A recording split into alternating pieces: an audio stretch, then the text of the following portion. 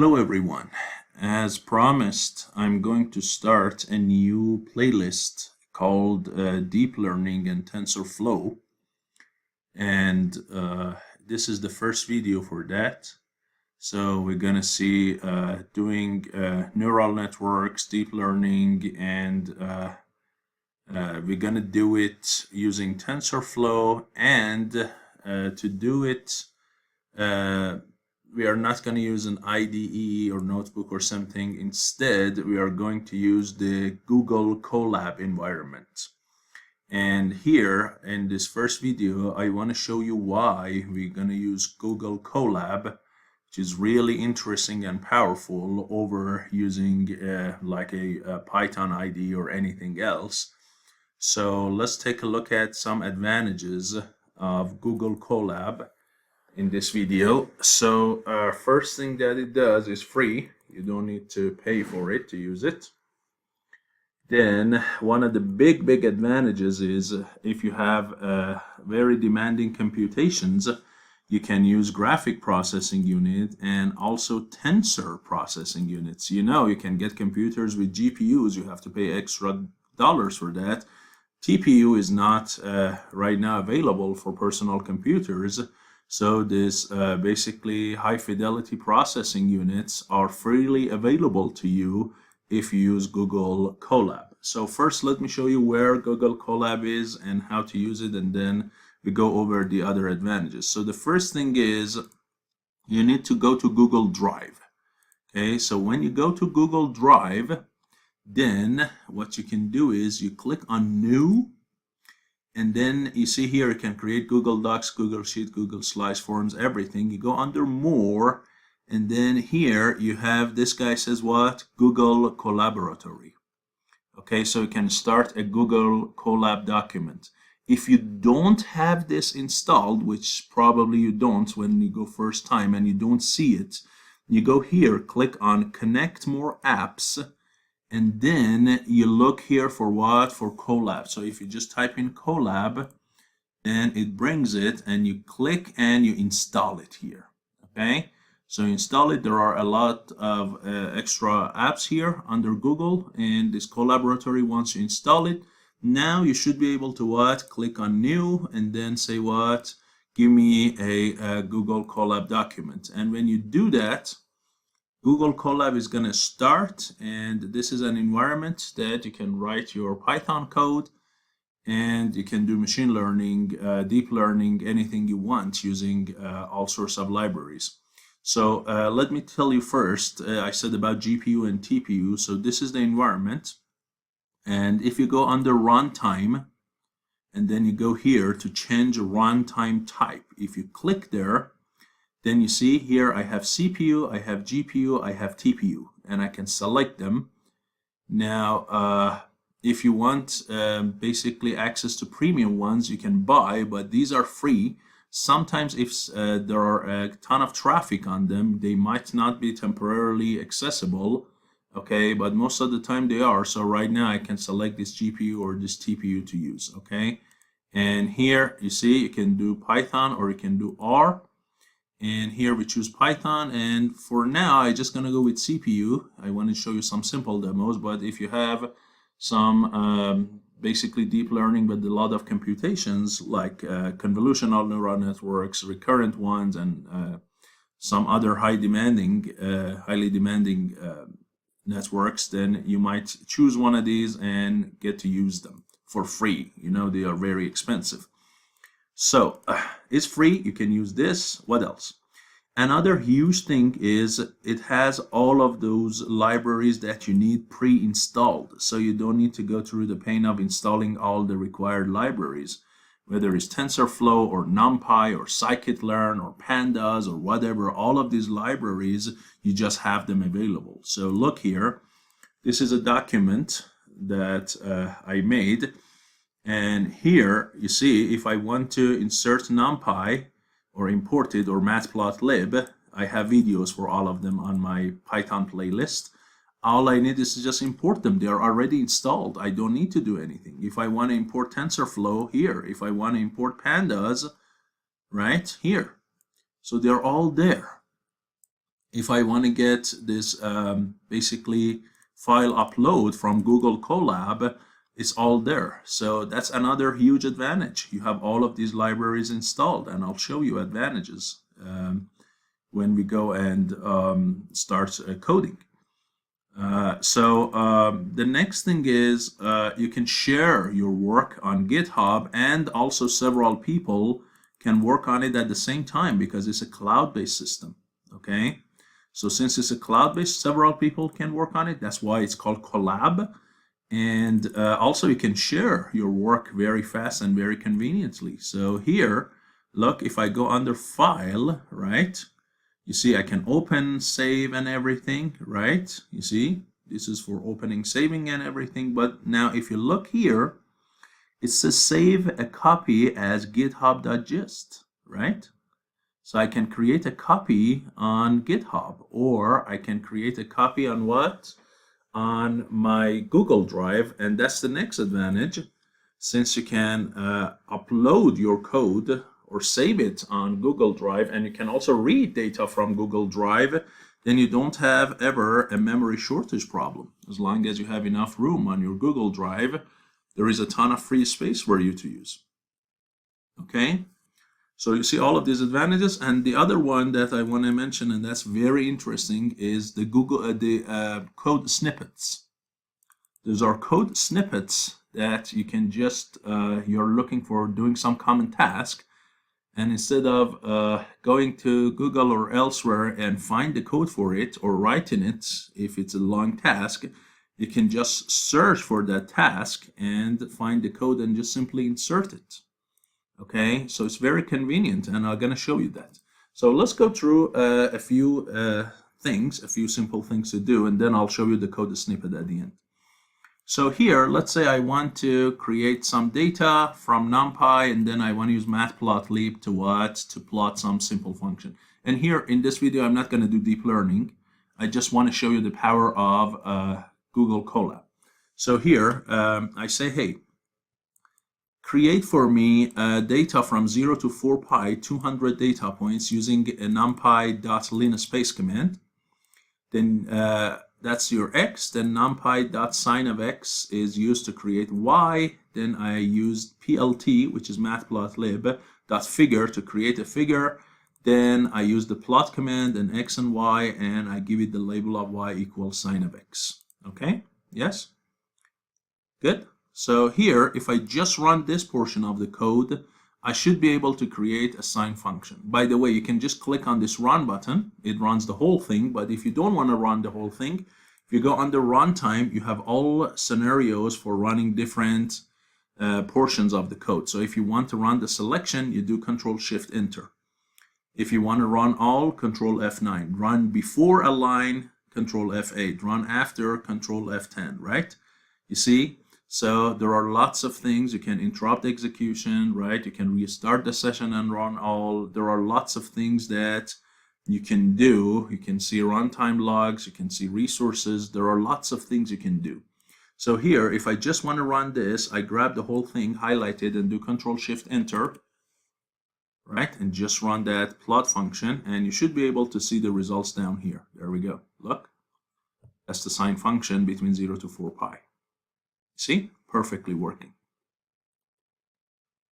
Okay, by the way, it also did an extra thing here. It just printed for me the TensorFlow version, right? So I imported TensorFlow and then did TensorFlow dot double underscore version double underscore, and it says the current version is 2.15. Okay, so you see here that I can do. Now, this is when I generated the data in this notebook here. What if, or in this file, what if I want to bring my data from elsewhere? Because that's what you do most of the time with machine learning. You bring big data from a source, right? Either it's a file or a link or something. How would you do that? So let's say you want to bring it from a local, basically file that is on your computer, right? So how would you do that? Then here you bring Panda, import it as PD or whatever you want to call it, and then use this command pd.read_CSV. So you can bring a table data, tabulated data. So here right now under my local drive, I have this CSV file, my data CSV, which is a cosine function basically, between 0 to 2 pi with small increments, right? So I'm gonna bring this data in, and all I'm interested is this portion of the data, x versus cosine of x, and I wanna plot that on the top of the previous sine function, right? But this data is coming from my local CSV file. So what I can do is I go here, I go and use panda.read_csv, pass to it the name of the file, and when I do that, it is gonna what? It is basically going to read for me the file. Okay, let me run this portion for you so you see that. So here, Control Shift Enter. Okay, you see here it gave me an error. Why is that? It says, hey, my data.csv, right? You have a problem. Panda is used for loading this data, and here I have what? I have an error, and if you do, you can click here and ask it to explain the code for you if you accept this. And now it is trying to explain. That's another big thing. Look, I deliberately added this error for you so you see the explanations. You see the line tries to read this data, but the file does not exist. You see? So it has to be here. It's not going to open up a browse window, that single line of code for you. Okay, that file should be here. Where? If you click here on the left side, there is this folder called Files, and the data should be here. You see, it's not. But can I add it here? Can I manually drag it and add it here? Yes. So here, look, I can, let me show you. So this is my folder, right? Can I just drag it and drop it here? Look. Yes. You see? So as simple as that, you can just drag and drop your data here. And now that you have it here, hopefully you should be able to read the data. So let's do it one more time. There we go. You see, no error. I could read it. Now, when you read it, the type of the data that you read with Panda is not the matrix. If I run this line for you, look at the type of the data. You see the data type is called data frame. It's a panda.core.frame.data frame. You cannot use indexing and read the first and second or third and fourth column or something. You have to convert that data frame of Panda into a regular NumPy array. So here, you see, I'm using this command, pd.dataframe. I pass to it the data, and then I use the method dot to NumPy. This way, I can convert it into this variable called vals or values. This guy is now what? Is a NumPy array. Okay, this vals is a NumPy array. By the way, if you click here on this braces x brace, right? Okay, you can see the variables. So this is like MATLAB workspace. It shows you different variables you have, what type they are, what kind of size they have. You see here, vals is in the array, but data is data frame. Okay, so you see you have workspace, you have help. You have a local repository of files that you can basically drag and drop. Now, can you directly read it from a local drive? Yes, I'll show you all of that as well. But you see here, this is a complete environment, very convenient. So now that I have that, now I'm going to read the second column and the third column of this vals and plot it with red dash lines with square markers, call it cosine. Then add X label, Y label, grid, add a legend, and put it the best location and add a title. So here, let's go ahead and run this part as well. But first, I want to do this plot first. Okay, so let me do this plot first. So I have this, and now I do this on the top of that. Okay, now, yeah, you have to run them all together to see, but you get the idea, right? So you see here that y cosine of x, the plot is there, the title is there, the grid is there, xy label, right? When I run the whole thing all together, then you'll see the two graphs, two curves on the top of each other. And I'll do that, no worries. So, okay. Now, what else can I do? As I said, can I bring data from elsewhere? Yes. So one of the things you can do is this files from Google Colab. If you say files.upload, it is this one is going to open up a browse window for you. And now you can go to your local drive and get the file. So you don't need to drag it and drop it here. Let me run this portion for you. Look.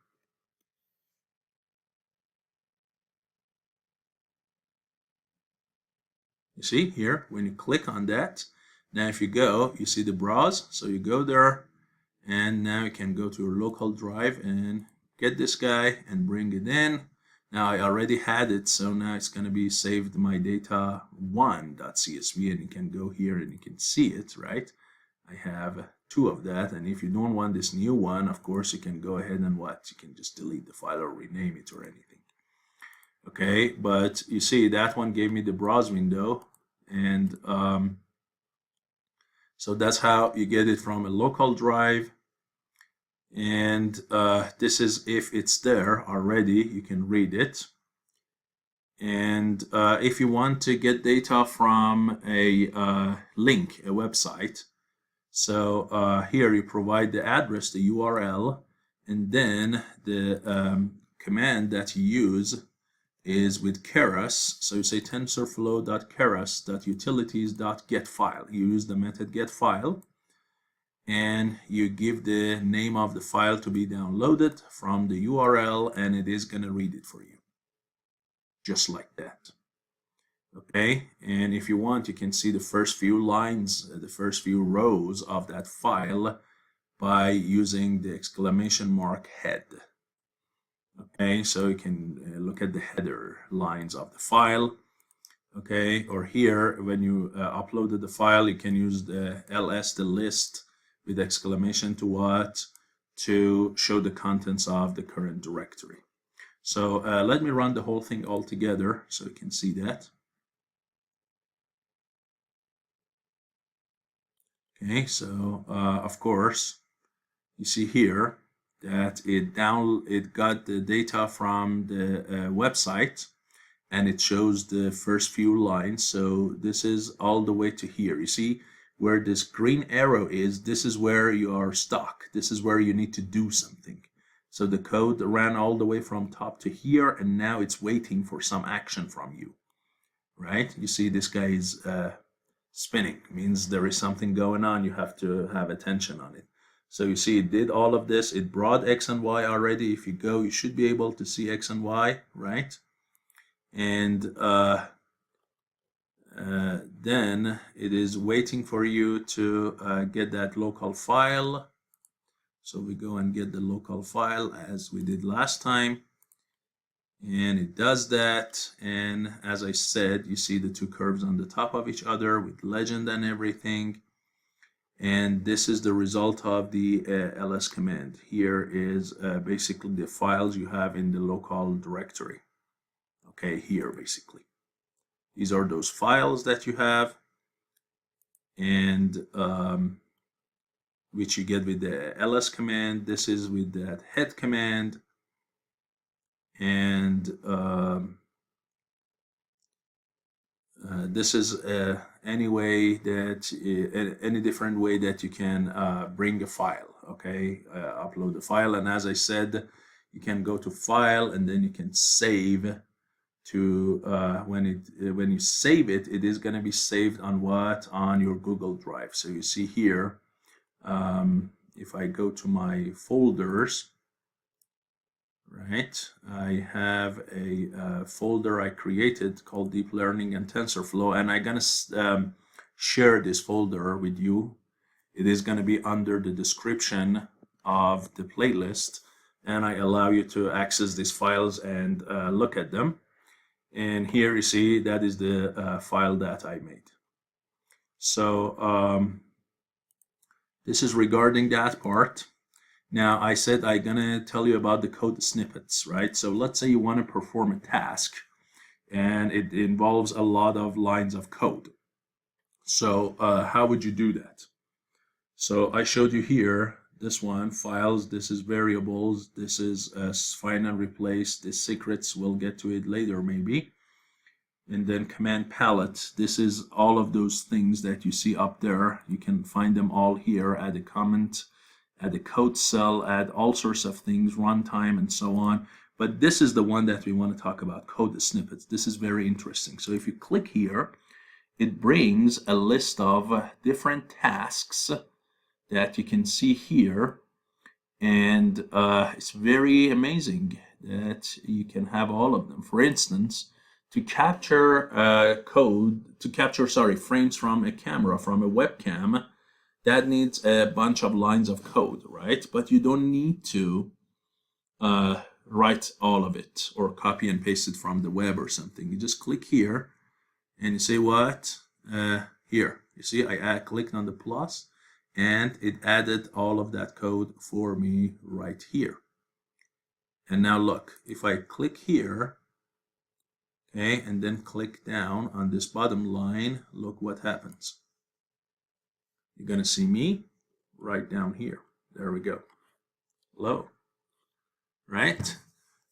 That's me, just like that. You can see live feed from my webcam just like that, and then you can stop it if you want. So you see lots of tasks that you can do. You want to download a file, right? You see here, downloading files, right? You can just insert it, download files to your local computer. You can do it. If you want to hide code, you can do it. There are lots of things, installing 7-zip, and lots of things that you can have. Open files from Github, all sorts of things from Panda, right? Saving data, so many visualization things, they're all there. So this code snippet is an amazing thing. And by the way, there is one tab here called code, right? And there is another tab called text. And under this text, okay, you can go here and you can insert text if you also want to, right? So you can bring text into your notebook here. So you can write whatever you want, like hello, engineering educator academy fans, something like that, right? And the result will be displayed on the right, and then you can basically change the size, make it like a header, right? Or basically you can make it bold font, italic, whatever. You can add links, you can add pictures, so you can add code right, and you can add text right next to your what? Right next to your code here. So you see, this is all together an interesting environment, and here you can go and share it with anybody you want, so they can also work on it at the same time. So I recommend you use this environment too for our future lectures, so we can take advantage of the power of Google Colab. Hopefully this video was useful to you, and I'll see you in the next video.